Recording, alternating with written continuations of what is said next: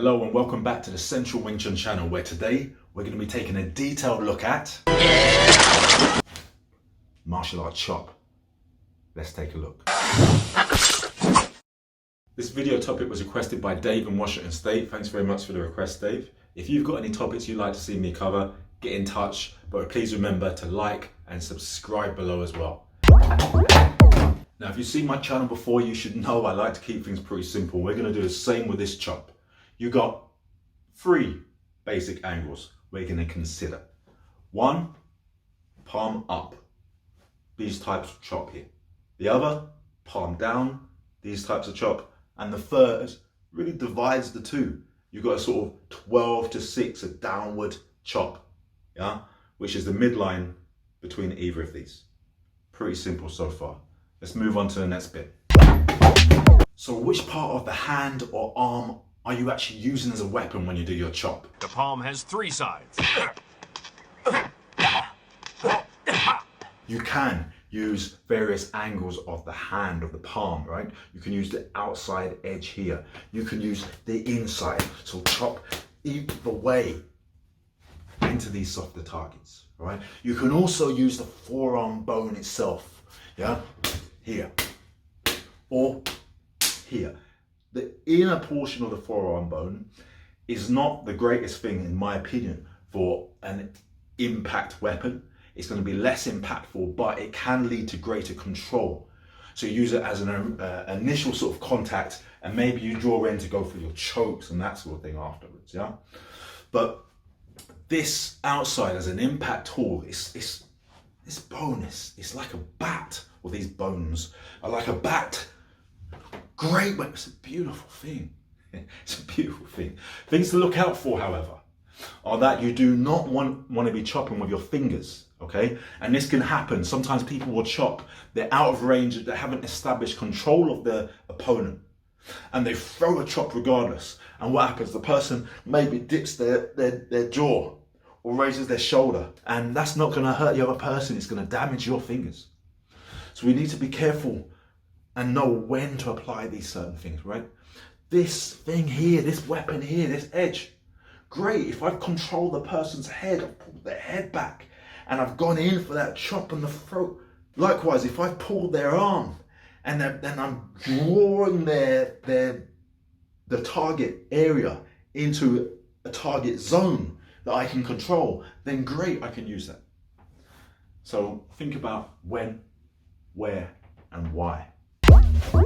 So what kind of targets are we going for with our chops? Well, we start maybe the throat, all angles from the front to the back. You can be chopping into those angles there. Great options, right? You can also go down into the collarbone or clavicles here with some sort of downward force borrowing from gravity on that. If you have the person's arm extended, you can drive into the arm.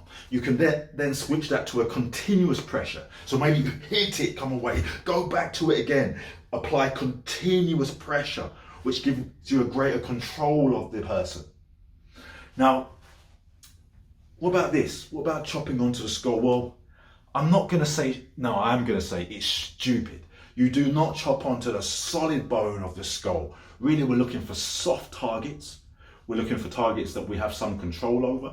Often, we're pulling the target into a target zone to hit it. Often, we're doing that with a chop. Would you hit a leg with a chop? You're not going to get a lot out of it. Would you hit the body? Not going to get a lot out of it. The back, again, you're not going to get a lot out of chopping someone on the back. There's far better tools to use in those places, right? So consider where, when, why. And again, if you're thinking about chopping onto the skull, then sorry, but you deserve to have your hand broken. Let's move on to the next bit. Right, so the next thing to think about is how your body contributes to the actual chop. You really want to turn your body, you want to recruit from the body. With any strike, whether you are punching, doing an elbow, doing a knee, you want to use your body, your whole body, into that one point. And the chop's no different. You want to turn in to that chop properly. If you can borrow a little bit of energy from gravity, use that too. Yeah, it is there in abundance. We might as well borrow a bit sometimes. Yeah, so if you can sink down when you do a chop, Great. Yeah.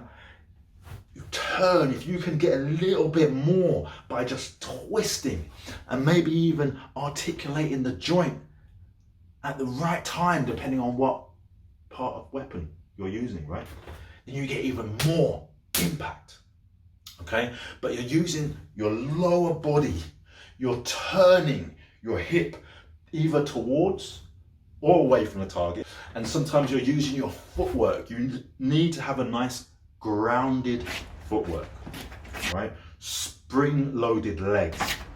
When you chop them with your legs as well, with your hips, with your rotation. There should always be some degree of rotation on a chop. You never just the arm. I can chop here, stepping forwards, and my opposite hip is going towards the target. I'm throwing this up here. You can also do it the other way, where the same side hip gives it drive. That's one of the unique things, especially about the down palm chop. The upward palm, you can't move this hip away while you're hitting. It doesn't make sense. This one, you need that same side to be driving toward the target. So that's one difference between the upwards and the downwards. Next, an important detail. You have to have elbow control, all right? If you're just swinging, no matter how well you're turning your body, if you're swinging, you see how far my elbow is traveling each time. It's not Wing Chun. Yeah? You need to have a control of your elbow. So we're driving it from maybe the hip line toward the center line, for example. From here, if I do it without the rotation just for a second, maybe from here to here.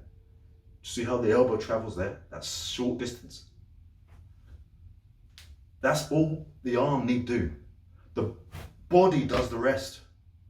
So you're not doing this that the old Hollywood movies would have you believe. It's a very short action. Hip to center, hip to center. With this one here, it can go further. And we see this demonstrated in the form. If you don't know Wing Chun form yet, I've got a video, there's the link, have a look. So you've got more versatility on the downward palm, maybe than upward, but you've then got a responsibility to join it as quickly as possible. Still, I would argue you want to keep it as tight as possible. Yeah, don't throw it out here if you don't have to. So maybe something's happening over here, something approaches, there's a target open, you no point just doing loads of techniques. If you could just hit the person in the neck, hit them in the neck, and then join after, right? That's that kind of concept. I hope you found the video useful. If you liked it, share it, hit subscribe, and I'll see you next week.